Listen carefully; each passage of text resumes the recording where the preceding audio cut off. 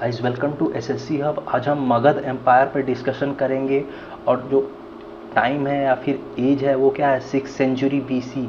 यानी 6th century BC में हमने देखा है कि बुद्धिज़्म और जैनिज़्म भी आ रहे हैं और उसी वक्त में मगध एम्पायर फॉर्मेशन होता है। और हम देखते हैं कि जो 16 महाजनपद हैं उस टाइम में, या जो 16 ग्रेट स्टेट्स हैं उनमें अब पावर स्ट्रगल की कहानी स्टार्ट होती है।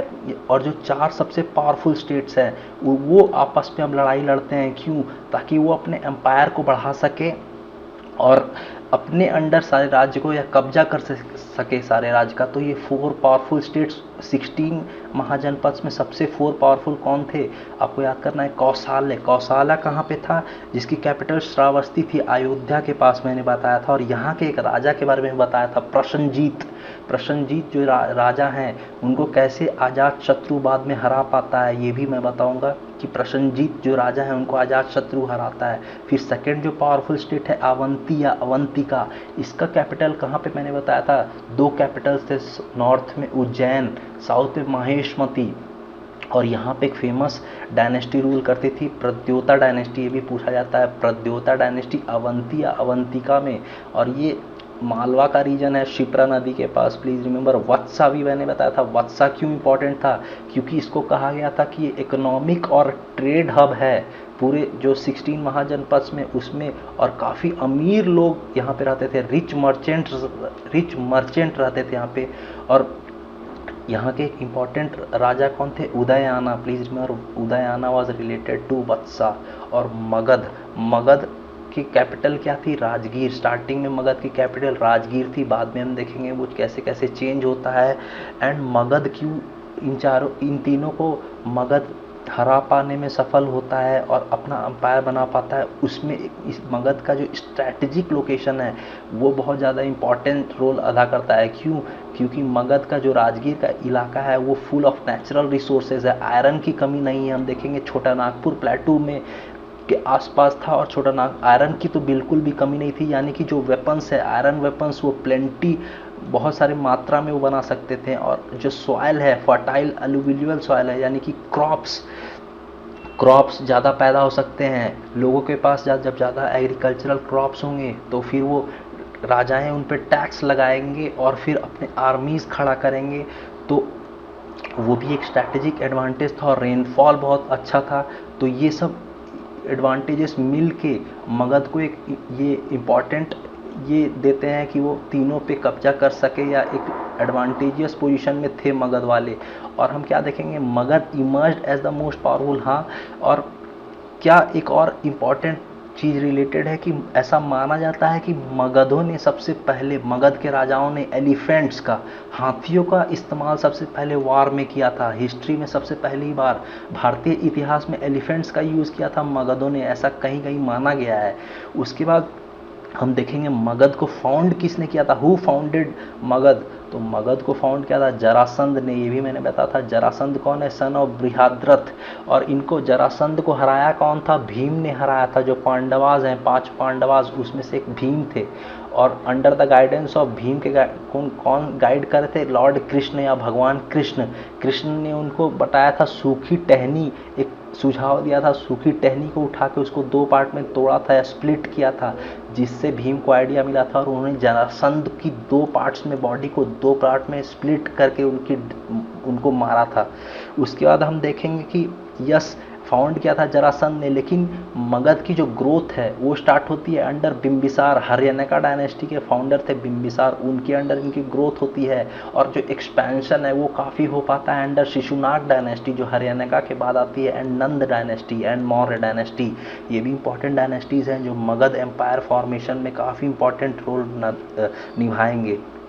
उसके बाद हम देखते हैं कि जो हरियाणा का डायनेस्टी या बिंबिसार है वो किस एज में है, 544 से 492 बीसी। अब 544 बीसी आपको देख के क्या याद आना चाहिए कि 540 बीसी में लॉर्ड महावीर का जन्म होता है, 563 बीसी में गौतम बुद्ध का जन्म होता है। तो मतलब क्या है कि बिंबिसार, गौतम बुद्ध एंड लॉर्ड महावीर तीनों एक ही वक्त में थे, या तीनों एक ही वक्त में जिंदा थे, या कॉन्टेम्पररीज कहा गया इनको, जो एक ही वक्त में रहें। तो ये भी पूछते हैं question, which of the rulers is considered to be contemporary of lord Buddha या लॉर्ड महावीर, तो वो बिंबिसार थे।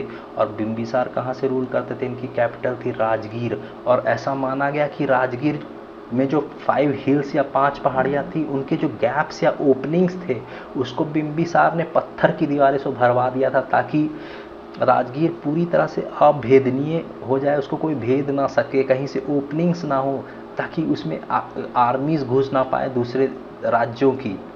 और ऐसा भी बिलीव करते हैं कि जो फर्स्ट ये बिंबिसार पहले ऐसे राजा थे जिनकी अपनी एक स्टैंडिंग आर्मी थी या फिर सेना थी।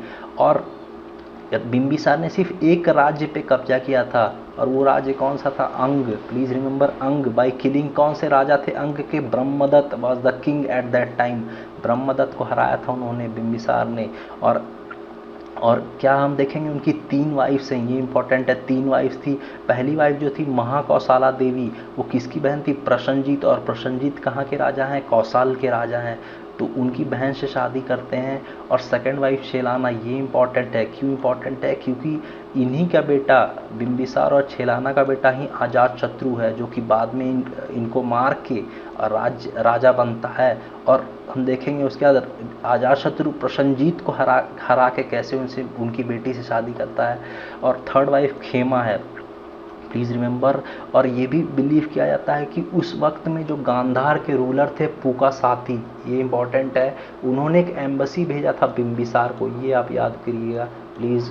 और ऐसा भी माना गया कि अवंती में, मैंने बताया था प्रद्योता डायनेस्टी है, प्रद्योता डायनेस्टी अवंती में रूल करती थी। तो उस वक्त जो राजा थे चंद प्रद्योता महासेना, उसको अपने फिजिशियन, वो बीमार थे तो अपने फिजिशियन जीवक को भेजा था बिंबिसार ने, दैट इज़ ऑल्सो इम्पॉर्टेंट। उसके बाद हम आते हैं बिंबिसार के बेटे अजातशत्रु। तो अब अजातशत्रु ने अपने ही पिता बिंबिसार को मार के राज्य हथियाया था या राजा बने थे, प्लीज़ रिमेंबर दैट। और उनकी माँ छेलाना थी ये है। और उन्होंने अपने मैटरनल अंकल को या प्रसन्नजीत मामा को हरा के उनकी बेटी से शादी किया था। प्रसन्नजीत कहाँ के रूलर हैं? कौशला के, ये तो हमने पहले डिस्कस कर लिया। और अजातशत्रु ने एक और इम्पॉर्टेंट राज्य को कब्जा किया था, वो क्या था? काशी स्टेट या काशी राज्य, जो कहाँ पे है?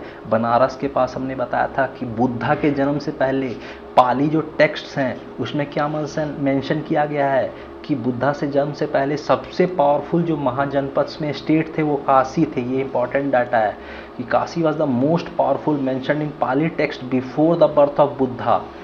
और हम क्या देखेंगे कि अजातशत्रु वैशाली को भी कैप्चर कर पाने में सफल होते हैं। जो वाजी का जो राज्य था वैशाली, वहाँ पे भी कैप्चर कर पाते हैं। और लिच्छवीज को इन्होंने पूरी तरह डिस्ट्रॉय कर दिया। लिच्छवीज कहाँ पे थे? वैशाली में, हमने ये भी डिस्कस किया था।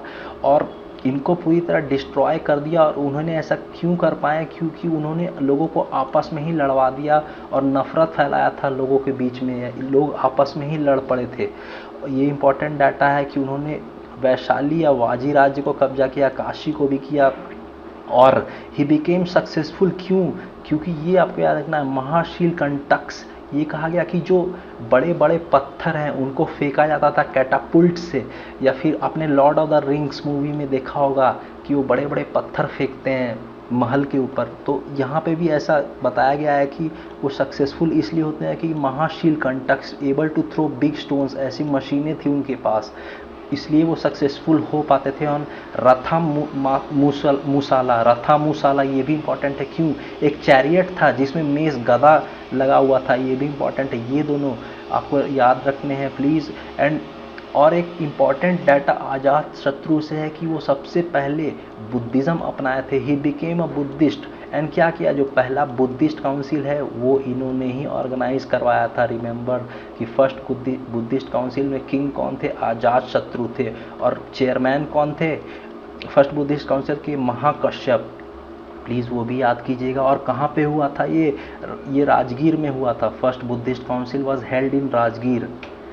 और हम देखें तो अजातशत्रु के बेटे हैं जो उदायू, ये क्या करते हैं, रूल्ड फ्रॉम पाटलिपुत्र। इन्होंने जो राजगीर है कैपिटल उसको चेंज करवाया और पाटलिपुत्र करवा दिया। प्लीज़ रिमेंबर, ये इंपॉर्टेंट है कि उदायूं ने जो कैपिटल है उसको चेंज करवाया था टू कहाँ पे, पाटलिपुत्र, या जो प्रेजेंट पटना है वहाँ पे।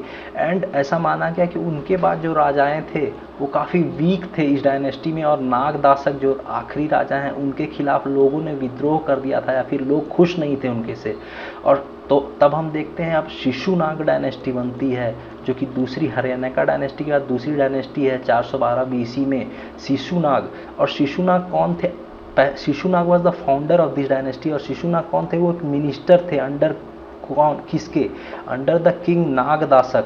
और नागदासक से लोग बिल्कुल भी खुश नहीं थे और रेबिलियन स्टार्ट हो गया था। तो लोगों ने ही फिर इलेक्ट किया था शिशुनाग को। ऐसा कहा गया कि लोगों ने चुना था शिशुनाग को अपना राजा बाद में।